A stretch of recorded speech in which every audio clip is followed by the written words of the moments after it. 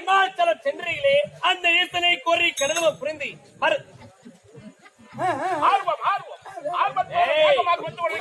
நான் பாராட்டுகின்றேன். யார் அவன்? பாராட்டுகின்றேன்.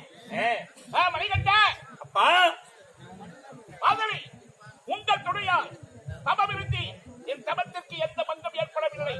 இறைவன் வந்தார். நாரதர் உழைத்த வரத்தை வெற்றி மகளையே நித்திய தத்துவ வரத்தை பெற்று விட்டீர்களா? அப்படி என்றால் இந்த ஈரேழு பருவம் தகலைக்கு நாங்கள்